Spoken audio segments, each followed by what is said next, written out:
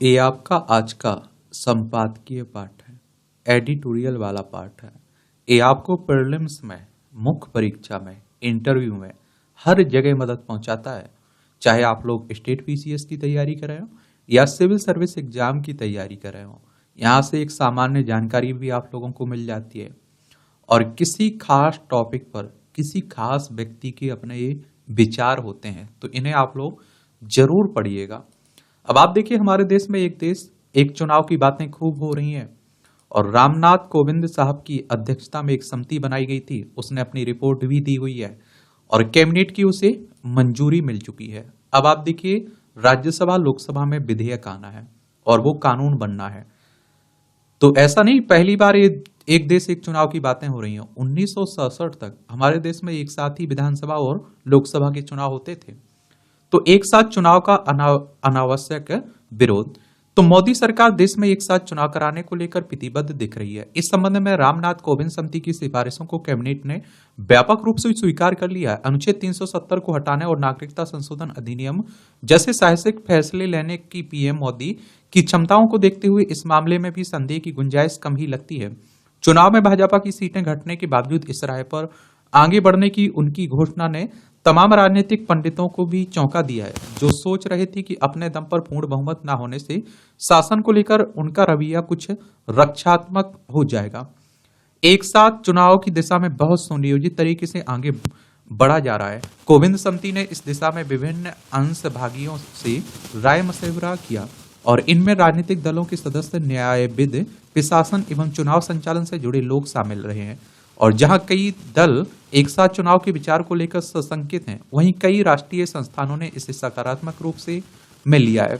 कोविंद समिति ने उल्लेख किया है कि भारत निर्वाचन आयोग ने 1983 की अपनी वार्षिक रिपोर्ट में लोकसभा और विधानसभाओं के चुनाव एक साथ कराने की वकालत की थी।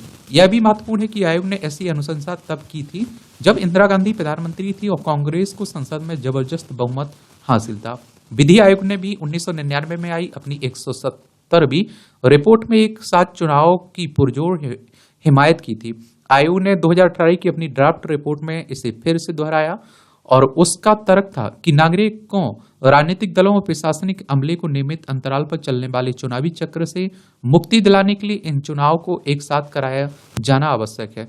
और आयोग का कहना था कि 1967 तक देश में आम चुनाव और विधानसभा चुनाव के साथ हुए हैं और इसके बाद अनुच्छेद 356 के अक्सर होने वाले इस्तेमाल के चलते और कतिपय अन्य कारणों से यह सिलसिला बिगड़ गया। और उसने कहा कि सामान्य नियम बने कि लोकसभा विधानसभाओं की चुनाव हर 5 वर्ष के अंतराल पर होने चाहिए। 5 साल में एक बार चुनाव हो जाए, उसके बाद फ्री हो जाए 5 साल के लिए। अभी आप देखिए, हर साल किसी ना किसी राज्य में आपके विधानसभा के चुनाव बने रहते हैं। विधानसभा के चुनाव, लोकसभा के चुनाव, राष्ट्रपति, उपराष्ट्रपति और राज्यसभा के चुनाव भारतीय निर्वाचन आयोग करवाता है, इलेक्शन कमीशन ऑफ इंडिया। ये संवैधानिक संस्था है। संविधान के अनुच्छेद 324 के तहत चुनाव आयोग की स्थापना की बात की गई है। 25 जनवरी 1950 में स्थापना हुई थी। 25 जनवरी को आप लोग मतदाता दिवस मनाते हैं। नई दिल्ली में इसका हेडक्वार्टर देखने को मिलेगा। सुकुमार सेन पहले मुख्य चुनाव आयुक्त थे। उच्चतम न्यायालय के मुख्य न्यायाधीश रहे एम.एन. वेंकटचलैया की अध्यक्षता वाले संविधान कार्यकरण समीक्षा आयोग ने भी 2002 में एक साथ चुनाव के पक्ष में मत व्यक्त किया था और उस 11 सदस्यीय आयोग में कई ख्याति प्राप्त न्यायविद, सांसद और विभिन्न क्षेत्रों में अनुभव रखने वाले लोग शामिल थे। और उसमें जस्टिस पीवी जीवन रेड्डी, जस्टिस आर.एस. सरकारिया, सोली सोराबजी, के पराशरन और पी संगमा की सहभागिता रही है। कार्मिक लोक शिकायत विधि एवं न्याय से जुड़ी संसद में की स्थायी समिति ने 2015 में इस विषय का अध्ययन किया और भारत को तेज आर्थिक वृद्धि के पथ पर अग्रसर करने के लिए एक साथ चुनावों की आवश्यकता को रेखांकित किया और इसके लिए कई तर्क गिनाए गए। और जिसमें आप देखते हैं, एक पहलू बार बार होने वाले चुनाव के खर्च से बढ़ते आर्थिक बोझ को घटाना था। एक दलील बार बार चुनाव के चलते लागू होने वाली आचार संहिता से विकास कार्यों और आवश्यक वस्तुओं की आपूर्ति से लेकर सामान्य शासन प्रशासन से जुड़ी गतिविधियों में गतिरोध से जुड़ी थी और जिससे नीतिगत जड़ता की स्थिति बनती है। और देश के तमाम प्रबुद्ध लोग और प्रतिष्ठित संस्थान एक साथ चुनाव का समर्थन कर चुके हैं, लेकिन कांग्रेस अध्यक्ष मल्लिकार्जुन खड़गे और वरिष्ठ नेता राहुल गांधी सहित कई विपक्षी नेताओं को इसमें आप देखते हैं कि खोट नजर आती है और यह संविधान की भावना के विरुद्ध होगा। उनका आरोप है कि इससे संघीय ढांचा कमजोर होगा। यह एकदम निराधार है। यदि एक साथ चुनाव कराने से संघीय ढांचा कमजोर होता तो जवाहरलाल नेहरू, सरदार वल्लभ भाई पटेल, डॉक्टर BR अम्बेडकर और अन्य दिग्गज एक साथ चुनाव को लेकर अपनी कोई आपत्ति दर्ज करते। और संविधान निर्माताओं ने चुनाव संचालन के लिए निर्वाचन आयोग जैसी सशक्त संवैधानिक संस्था बनाई, उसे पर्याप्त अधिकार भी प्रदान किए। और इस तरह 1967 तक देश में लोकसभा और विधानसभा के चुनाव एक साथ चलते रहे। और इन सभी चुनावों में कांग्रेस पार्टी का ऐसा वर्चस्व रहा कि communist party, the socialist party, Jansangh और प्रजा सोशलिस्ट पार्टी जैसे दल चुनावी परिदृश्य पर उभरने के लिए संघर्ष ही करते रहे। वह एक दलीय शासन जैसा दौर रहा और तब ना तो नेहरू और ना ही किसी अन्य नेता को ऐसी कोई अनुभूति हुई कि लगभग विपक्ष विहीन राजनीति संघीय ढांचे या संविधान के अस्तित्व को किसी तरह खतरे में डाल रही है। और ऐसे में खड़गे राहुल गांधी के एक साथ चुनाव को लेकर सौर हैरान करने वाले हैं। एक साथ चुनाव का क्रम पिछली सदी के 7वें दशक के अंत में भंग हो गया और उसमें आया राम गया राम वाली दल बदलू राजनीति से कुछ राज्यों की विधानसभाओं के अस्थिर होने के साथ ही कांग्रेस का भी दोष रहा और जिसने अपने राजनीतिक स्वार्थ के चलते चुनाव का क्रम तोड़ दिया। इसकी शुरुआत तब हुई प्रधानमंत्री इंदिरा गांधी ने लोकसभा का कार्यकाल समाप्त होने से एक साल पहले 1971 में ही लोकसभा चुनाव कराने का फैसला किया और ऐसे यह क्रम टूट गया और विधानसभाओं के चुनाव 1972 में हुए। तब से टूटा हुआ यह क्रम फिर से बहाल नहीं हो पाया। कांग्रेस पार्टी द्वारा अनुच्छेद 356 के घोर दुरुपयोग से भी बार बार चुनाव का सिलसिला तेज हो गया था। और 356 यानी कि राष्ट्रपति शासन की बात हो रही है। अनुच्छेद 352 के तहत राष्ट्रपति किसकी राष्ट्रीय आपातकाल की बात होती है। अनुच्छेद 360 के तहत राष्ट्रीय वित्तीय आपातकाल की बात होती है। और यह सही समय है कि कोविंद समिति की सिफारिशों पर विचार कर देश को बार बार चुनाव के बोझ से मुक्ति दिलाई जाए और प्रत्येक 5 वर्ष के अंतराल पर चुनावी कार्यक्रम नियत करना होगा। एक साथ चुनाव से सरकारी खजाने पर बोझ घटेगा, चुनावी थकान एवं ऊब से भी राहत मिलेगी। सरकारी कामकाज में बार बार व्यवधान नहीं पड़ेगा। चूंकि कांग्रेस और अन्य के पास एक चुनाव के विरोध का कोई ठोस आधार नहीं है, इसलिए उसे खारिज करना ही उचित है। मोदी सरकार को अविलंब एक साथ चुनाव की पहल को लेकर ठोस कदम उठाने चाहिए। लेखक लोकतांत्रिक मामलों के विशेषज्ञ वरिष्ठ स्तंभकार हैं। इनके द्वारा आर्टिकल लिखा गया, इनका नाम है ए सूर्यप्रकाश। और देखिए, जो पार्टियां, जो नेता इसका विरोध करते हैं ना, उनका ये मानना है और ऐसा लगता है कि जैसे दिल्ली में देख लीजिए, अब आप देखते हैं कि जब विधानसभा के चुनाव होते हैं तो आम आदमी पार्टी को बहुमत मिलता है, भारी बहुमत मिलता है। लेकिन जब लोकसभा के चुनाव होते हैं तो 7 की 7 सीट बीजेपी को मिल जाती हैं।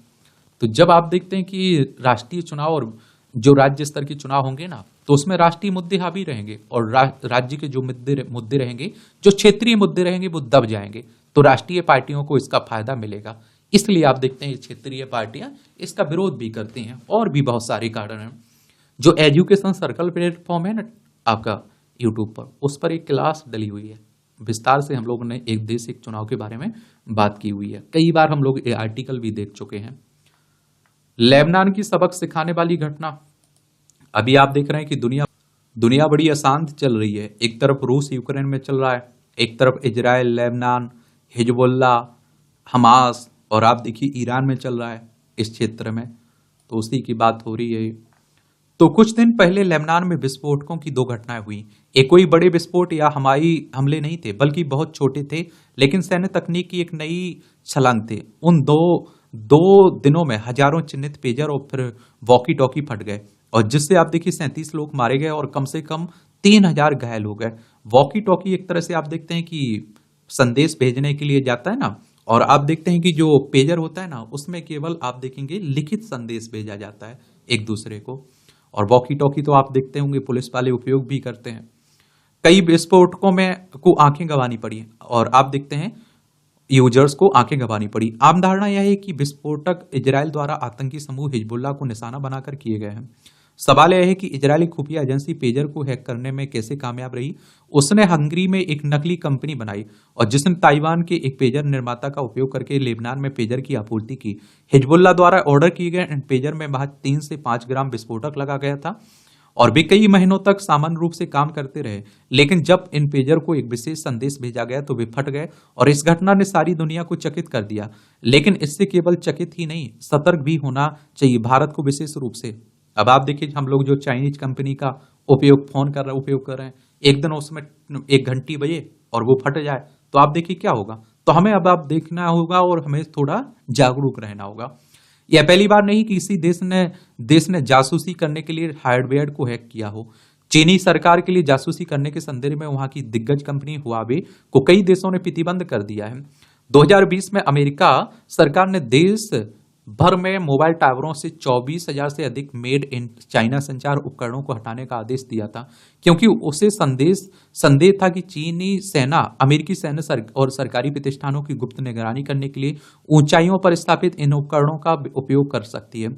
और यह स्थिति भारत के लिए भी चेतावनी है। हम एक प्रमुख आर्थिक और सैन्य शक्ति हैं और ऐसी कई विरोधी हैं जो हमारी सरकारें, एजेंसियां, मीडिया और लोगों को नियंत्रित करने और यहां तक कि आर्थिक हेरफेर करने के लिए गहरे षड्यंत्र रच सकते हैं। और इस बढ़ते खतरे से देश की रक्षा के लिए हमें क्या करना चाहिए? सबसे पहले हमें राष्ट्रीय और राज्य स्तर पर कई हार्डवेयर परीक्षण प्रयोगशालाओं की स्थापना करनी चाहिए, विशेष रूप से उन उपकरणों के लिए जो विदेशी एजेंसियों से आ रहे हैं। अब आप देखिए, चाइना पे हम लोग बहुत सामान के लिए निर्भर हैं और वहां से आयात भी करते हैं। हमें प्रत्येक राज्य में उच्च तकनीकी हार्डवेयर निगरानी परीक्षण प्रयोगशालाओं का निर्माण करना चाहिए, जहां नागरिक अपने उपकरणों की जांच करा सकें। सरकार द्वारा उपयोग किए जा रहे हार्डवेयर की ऑडिटिंग को भी अनिवार्य किया जाए।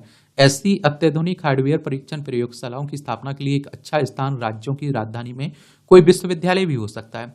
और इस विषय पर जागरूकता अभियान भी चलाया जाए। कितने लोग जानते हैं कि आपका फोन वास्तव में आपकी बात सुन रहा है, भले ही वह इस्तेमाल में ना हो। अब तो आप अपने नए फोन की बैटरी भी नहीं निकाल सकते हैं, इसलिए हम किसी फोन के हार्डवेयर को ऑफ मोड में भी आसपास की बात सुनने से नहीं रोक सकते हैं। अक्सर कई ऐप्स ऐसी गुप्त सुनवाई और सर्च हिस्ट्री का उपयोग करके आपको विज्ञापन दिखाते हैं। घरों और कार्यालयों में उपयोग किए जाने वाले हार्डवेयर जैसे सुरक्षा कैमरे उसके डाटा को ऐसे सर्वरों में स्टोर करते हैं जो कि भारत में स्थित नहीं है। ऐसे हार्डवेयर उपकरण जो अक्सर सस्ते होते हैं व चीन में बने होते हैं, विदेशी नागरिकों का डाटा लीक करने की आशंका बढ़ाते हैं। एक बार मैंने देखा है कि मैं एक कंप्यूटर खरीदने के बारे में कई दिनों से सोच ही रहा था, मैं लोगों से बातें कर रहा था। मैंने फोन में कभी उसको सर्च नहीं किया, लेकिन मैंने देखा है कि एक बार हम साइट खोल रहे हैं, वहां भी वो कंप्यूटर दिखाने लगे उसी तरह के। यूट्यूब खोला हमने तो वहां वीडियो सजेशन में आने लगे उसी तरह के कंप्यूटर से रिलेटेड। तो फिर मुझे लगा कि फोन भी हमें सुनता है। भारत को निर्माण परियोजनाओं में विदेशी कंपनियों की भागीदारी को सीमित करना चाहिए और निर्माण के चरण में ही एंटी स्पाइंग को की जानी चाहिए। 2018 में चीनी सरकार पर अफ्रीकी संघ मुख्यालय के अंदर जासूसी करने का आरोप लगा था और जिसमें वो सुनने वाले उपकरणों का उपयोग किया गया था और ये हर रात डाटा को संघाई भेजते थे। चीनी कंपनियों ने अफ्रीकी देशों में 186 सरकारी इमारतों का निर्माण किया था और ऐसी आशंका है कि इन जासूसी उपकरणों का निर्माण के समय ही स्थापित किया गया था और जिससे यह पता लगाना और भी कठिन हो गया कि ऐसे हार्डवेयर की गुप्त रूप से कहां स्थापित किया गया। ऐसी इमारतें मुख्य लक्षित क्षेत्र थीं जो प्रमुख सैन्य और सरकारी स्थानों के निकट स्थित थीं। हमारी सरकार को स्वदेशी डिजिटल उपकरणों के निर्माण को भी बड़े पैमाने पर बढ़ावा देना होगा। यह केवल उन उपकरणों के पुर्जों को अन्य हिस्सों से मंगवाकर असेंबल करने तक सीमित नहीं होना चाहिए, बल्कि पुर्जों को खुद बनाना होगा। हमें यह याद रखना चाहिए कि गुप्त निगरानी उन उपकरणों से भी हो सकती है जो संचार के लिए नहीं बनाए गए, जैसे टेलीविजन, म्यूजिक प्लेयर, प्रोजेक्टर और यहां तक कि कुछ कारें भी जो इंटरनेट से जुड़ी होती हैं, उनमें जासूसी उपकरण होने का खतरा होता है। इसका मतलब है कि भारत को अपनी सेमीकंडक्टर योजना को तेजी से आगे बढ़ाने की जरूरत है। हमें एक राष्ट्रीय इलेक्ट्रॉनिक्स मिशन पर भी ध्यान केंद्रित करना चाहिए ताकि किसी भी इलेक्ट्रॉनिक उपकरण में अधिकतम पुर्जे हमारे देश के भीतर बनाए जा सकें। यह हमारे युवाओं के लिए रोजगार का एक बड़ा अवसर भी बनेगा। जैसे जैसे नई विश्व व्यवस्था उभर रही है, भारत राष्ट्रों के बीच एक प्रमुख स्थान हासिल कर रहा है। हम लगातार निगरानी में रहने और हमारे मिशन विश्व के लिए अत्यधिक महत्वपूर्ण और रुचि के होंगे। अधिक से अधिक देशों की सरकारें और शत्रु संगठन ऐसे होंगे जो भारत की जासूसी करने के लिए रिग्ड हार्डवेयर का इस्तेमाल करने की कोशिश करेंगे। ऐसे प्रयासों के खिलाफ कानून प्रवर्तन एजेंसियों की तैयारियां और नागरिकों की जागरूकता निर्णायक साबित होगी। लेखक doctor APJ Abdul Kalam centre के सीईओ हैं, इनका नाम है सृजन पाल सिंह, इनके द्वारा यह आर्टिकल लिखा गया है। अब आप देखिए, अधिकतर लोग मोबाइल उपयोग करते हैं। अब आप सोचिए, कोई अगर देश षड्यंत्र रचे, मोबाइल में कोई विस्फोटक पदार्थ रख दे और आप देखिए कोई 1 घंटी बजे और काम तमाम हो जाएगा उस देश के नागरिकों का। ये सोचने वाली बात है। जब आप देखिए लेबनान में हो सकता है और इतना आप देखते हैं कि वो सोच के बैठे रहते हैं।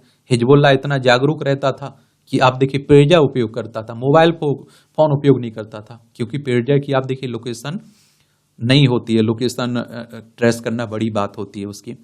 मानसिक पीड़ा, तो जीवन पर्यंत मनुष्य पीड़ा को लेकर शिकायत करता रहता है। पीड़ा को भी मुख्य रूप से दो श्रेणियों में विभाजित किया जाता है, एक शारीरिक पीड़ा और एक दूसरी मानसिक पीड़ा।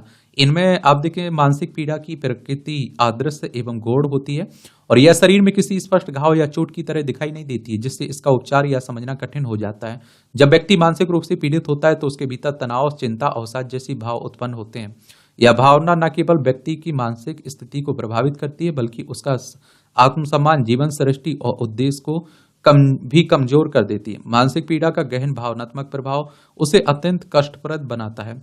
और आप देखते हैं कि इसके विपरीत शारीरिक पीड़ा का अनुभव स्पष्ट और प्रत्यक्ष होता है और शारीरिक चोट या फिर बीमारी का एक निश्चित कारण होता है और उसका उपचार भी संभव होता है। किंतु मन की पीड़ा की बात अलग है। साइरस ने कहा कि मानसिक पीड़ा शारीरिक पीड़ा की अपेक्षा ज्यादा कष्टप्रद होती है और इसकी पड़ताल करें तो पाएंगे कि मानसिक पीड़ा शारीरिक पीड़ा की अपेक्षा ज्यादा कष्टप्रद इसलिए होती है क्योंकि इसका स्वरूप आदर्श, गहरा और जटिल होता है। इसे सहने के लिए व्यक्ति को आंतरिक संघर्ष से गुजरना पड़ता है। मानसिक पीड़ा के साथ एक समस्या है भी कि इसका कोई भौतिक रूप नहीं होता है, जिससे व्यक्ति इसे व्यक्त करने में कठिनाई महसूस करता है। समाज में भी मानसिक पीड़ा से प्रभावित व्यक्ति को अपने दुख को सहने के लिए अकेले छोड़ दिया जाता है। यह अकेलापन मानसिक पीड़ा को और गंभीर बना देता है। मानसिक पीड़ा निवारण के लिए आवश्यक है कि व्यक्ति अपनी भावनाओं को समझे, उन्हें व्यक्त करने का साहस करे। यदि ऐसा नहीं किया जाता है तो फिर मानसिक पीड़ा के घाव रिश्ते रहेंगे और कष्टों की अनुभूति कराएंगे। मैं आप लोगों से कहता भी हूं, हमेशा कह रहा हूं कि कोई अगर आपके पास ऐसा इंसान है कि जिससे आप अपने मन की बात कह पाते हैं बिना डरे, तो उस इंसान को मत खोइए और ऐसा ही इंसान दूसरे के लिए आप बनिए। ठीक है, मैं जान रहा हूं, देख रहा हूं, बहुत सारे लोगों से बात करता हूं। आज के समय में हर कोई समझाने वाला ना है। क्या समझाने वाला हर किसी के पास मिल जाएंगे, ज्ञान देने वाले खूब मिल जाएंगे, लेकिन समझने वाला नहीं है। अगर समझने वाला मिल जाए ना तो बहुत सारी समस्याएं अपने आप खत्म हो जाएंगी। जनगणना पर सवाल। देखिए, जनगणना की बात करें तो हर 10 साल में होती है और 2021 में होनी चाहिए थी, 2011 में हुई थी। क्योंकि 2021 में नहीं हुई तो इसीलिए चर्चा में हो रही है इसकी। और हर 10 साल में होती है। 1872 में लॉर्ड मेयो के समय से शुरुआत हुई थी ना, और ने भी जनगणना 1881 से लॉर्ड रिपन के समय से शुरू हुई थी।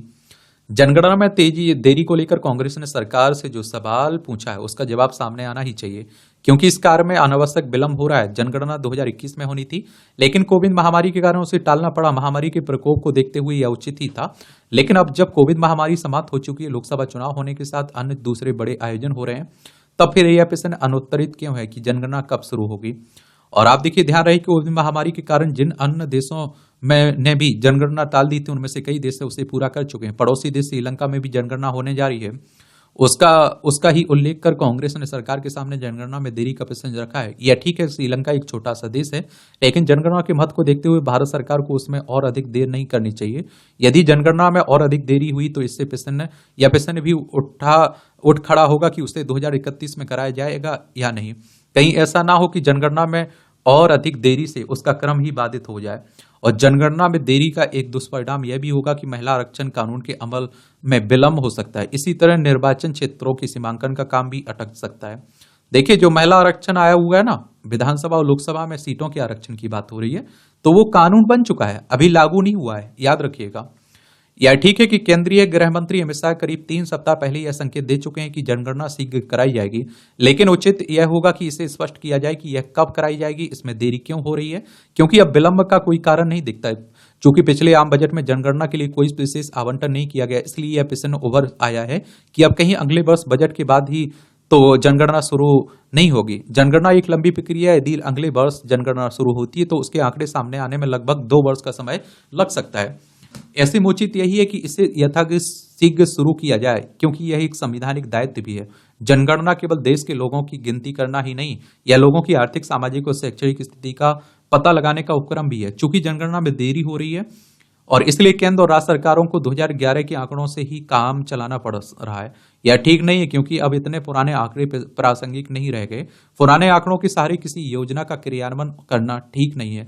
जनगणना के सटीक आंकड़े जहां जन कल्याण विकास की प्रभावी योजनाएं तैयार करने में मददगार साबित होते हैं, वही शोध एवं व्यापारिक संस्थाओं के लिए भी उपयोगी सिद्ध होते हैं। अब आप देखिए, 2011 की जनगणना के हिसाब से हम लोग देख रहे हैं लोगों को। अब 2021 2024 आ चुका है, जनसंख्या बढ़ चुकी होगी, तो होनी चाहिए जनगणना, नए आंकड़े आने चाहिए। परतंत्रता के प्रति सनातन धर्म की धर्म ध्वजा को सदैव ऊंचा रखने को सतत प्रयत्नशील अखाड़ा परिषद ने यदि यह मांग उठाई कि महाकुंभ में शाही और पेशवाई शब्दों के प्रयोग से बचा जाना चाहिए, तो इसके पीछे उनके मजबूत तर्क हैं और इस पर विचार किया ही जाना चाहिए। महाकुंभ क्षेत्र में अखाड़ों के प्रवेश को पेशवाई और प्रमुख स्नान पर्वों को शाही स्नान कहा जाता रहा है। अब संतों का कहना है कि शाही और पेशवाई उर्दू के शब्द हैं और सनातन धर्म एवं संस्कृति से इनका कोई साम्य नहीं है। ये दोनों शब्द मुगलों और यवन काल के परिचायक हैं। अखाड़ा परिषद का यह सुझाव महत्वपूर्ण है कि इन दोनों शब्दों की जगह हिंदी और संस्कृत के शब्दों का प्रयोग किया जाना चाहिए जो सनातन संस्कृति का प्रतिनिधित्व करते हैं। वस्तुतः शाही और पेशवाई ही नहीं, सनातन धर्म से जुड़े विषयों में ऐसे सभी शब्दों का उपयोग बंद ही होना चाहिए जो विदेशी आक्रांताओं के शासनकाल में प्रचलन में लाए गए। केवल महाकुंभ ही नहीं, अन्य धार्मिक आयोजनों में यदि ऐसा शब्द प्रयुक्त होते हैं तो उन्हें बंद किया जाना चाहिए। वैसे देखा जाए तो धार्मिक आयोजनों में शाही शब्द के प्रयोग का यह पहला प्रकरण नहीं है। इससे पहले उज्जैन में महाकाल की सवारी से शाही शब्द हटाने की मांग विद्वानों ने उठाई थी। जन भावनाओं को देखते हुए वहां के मुख्यमंत्री ने महाकाल की सवारी को राष्ट्रीय विश्लेषण दिया था। अब मुख्यमंत्री योगी आदित्यनाथ ने भी कहा है कि सनातन परंपरा से गुलामी के प्रतीक और नाम हटने चाहिए। तो एक तरह वह अखाड़ा परिषद की मांग से सहमत और उम्मीद की जानी चाहिए कि महाकुंभ प्रारंभ होने से पहले सरकार इस संबंध में निर्णायक कदम उठा लेगी। संतों ने शाही और पेशवाई के स्थान पर हिंदी के कई शब्दों के विकल्प भी दिए हैं जो सनातन धर्म की प्रतिष्ठा को बढ़ाने वाले हैं। उन पर गंभीरता से विचार किया जाना चाहिए। आप लोग क्या सोचते हैं? अपनी राय बता दिया करिएगा। आप लोग, आपकी राय भी मायने रखती है। ये सांस्कृतिक विरासत की सुंदर झांकी, विश्व के हर समाज में परंपरा के जीवंत स्वरूप की झांकी वहां की लोक नृत्यों में भी दिखती है। देखा जाए तो कलात्मक अभिव्यक्ति के रूप में लोक नृत्य परंपरागत जीवन से जुड़े रखने वाली सबसे सुंदर विधा है। हमारे देश तो इस मामले में एक अद्भुत विरासत ली है। इन दिनों गरबा नृत्य के माध्यम से आध्यात्मिक भाव, चाव और संस्कृति के सुंदर रंग देश भर में छाए हुए हैं। भारतीय संस्कृति के रंगों को सहेजने दुर्गा पूजा, गरबा नृत्य दोनों ही मानवता की अमूर्त सांस्कृतिक विरासत की प्रतिनिधि सूची में भी स्थान रखते हैं। पिछले साल ही यूनेस्को ने लोकप्रिय गुजरात लोक नृत्य गरबा को मानवता की अमूर्त सांस्कृतिक विरासत की प्रतिनिधि सूची में सम्मिलित किया था। इससे पहले कोलकाता की दुर्गा पूजा को 2021 में इस सूची में स्थान दिया गया था। यूनेस्को के बारे में जरूर याद रखा करिएगा। इस तरह के संगठनों से क्वेश्चंस आपके एग्जाम में पूछे जाते हैं। मैं बात कर रहा हूं किसकी? The united nations educational, scientific and cultural organization. Paris, France में इसका हेडक्वार्टर देखने को मिलेगा। 16 नवंबर 1945 में इसकी स्थापना हुई थी। वस्तुतः वैश्विक विविधता को दर्शाने वाली सूची में स्थान पाने से किसी देश की सांस्कृतिक विरासत को लेकर पूरी दुनिया भर में जागरूकता बढ़ती है और उसके महत्व को लेकर चर्चा होती है। इससे पहले बंगाल, झारखंड, उड़ीसा का छऊ नृत्य एवं राजस्थान का कालबेलिया लोक नृत्य भी इस सूची में स्थान पा चुके हैं। यूनेस्को द्वारा अंतर्राष्ट्रीय पहचान देने और अमूर्त सांस्कृतिक धरोहर घोषित किए जाने के बाद गरबा लोक नृत्य को भी नई पहचान मिली है। हालांकि दुनिया भर में बसे भारतीय मूल के लोग नवरात्र में ऐसे आयोजन पहले भी करते रहे। हर आयु वर्ग के लोग मन से इस लोक नृत्य की उल्लासित रीत को निभाते हैं। असल में मां शक्ति की आराधना के 9 दिनों के किए जाने वाले लोक नृत्य गरबा का नाम संस्कृत शब्द गर्भ से निकला है। यह शब्द जीवन और सृजन से जुड़ा है और परंपरागत रूप से गर्भ दीप के तौर पर दीपक से भी गरबा को जोड़ा जाता है। गर्भ दीप का अर्थ बर्तन के अंदर रखा हुआ दीपक होता है।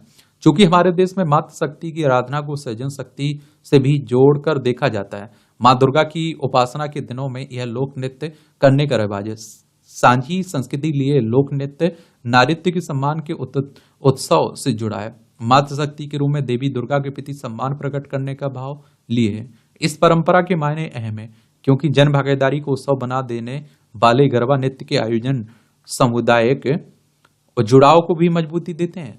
बिखरते सामाजिक ताने बाने के दौर में ऐसे आयोजन जन समुदाय को जोड़ने का काम करते हैं। सामाजिक, आर्थिक, लैंगिक विभेद से परे मानवीय बराबरी की सोच को पोषण देते हैं। आमजन में अपनी विरासत के प्रति गौरव का भाव लाते हैं। साझा संस्कृति के रंगों को सहेजने और नई पीढ़ी को उससे जोड़ने की कोशिश को बल मिलता है। और देखिए, इस तरह के जो त्योहार होते हैं ना, वो आप देखते हैं कि एक तरह से लोगों को जोड़ने के लिए, एक बनाए रखने के लिए किए जाते हैं। लेकिन आजकल आप देखते हैं कि इनमें भी कंपटीशन होने लगा है। ये तुम्हारी माता, ये हमारी माता, यहाँ हमारी झांकी रखेगी, वहां तुम्हारी झांकी रखेगी। ये टिप्पणियां देख लिया अगर ये देखना हुआ करे तो। और इसकी पीडीएफ टेलीग्राम पर डाल देता हूँ। एजुकेशन सर्कल प्लेटफॉर्म है ना टेलीग्राम पर, वहां मिल जाती है आपको, तो जाकर डाउनलोड भी कर सकते हैं आप लोग। सरकारी स्वास्थ्य सुविधाओं में सुधार। तो उदारीकरण के दौर में सरकार द्वारा सामाजिक सेवाओं पर किए जाने वाले खर्च पर सबसे बुरा असर पड़ा। क्या पड़ा है? सबसे बुरा असर पड़ा है। सामाजिक सेवाओं में सबसे अधिक शिक्षा व स्वास्थ्य सेवाएं प्रभावित हुई हैं। वर्ष 1991 में स्वास्थ्य, चिकित्सा एवं सार्वजनिक स्वास्थ्य, परिवार कल्याण, जल आपूर्ति एवं स्वच्छता, पोषण आदि पर कुल सार्वजनिक व्यय सकल घरेलू उत्पाद का 2.36% था। हालांकि उदारीकरण से पहले के दौर में भी सार्वजनिक शिक्षा एवं स्वास्थ्य संस्थाओं की स्थिति बहुत अच्छी नहीं थी, लेकिन इन सुविधाओं को काफी हद तक सरकारी नीति निर्धारण के केंद्र में रखा जाता था और सरकारी स्वास्थ्य सेवाओं की कमी के कारण लोगों को स्वास्थ्य सुविधाओं पर जेब से खर्च करने के लिए मजबूर होना पड़ता था। लोगों की जेब से स्वास्थ्य सुविधाओं पर खर्च मात्रात्मक रूप से बढ़ने के साथ स्वास्थ्य सुविधाओं पर कुल खर्च के प्रतिशत के रूप में भी बढ़ा है।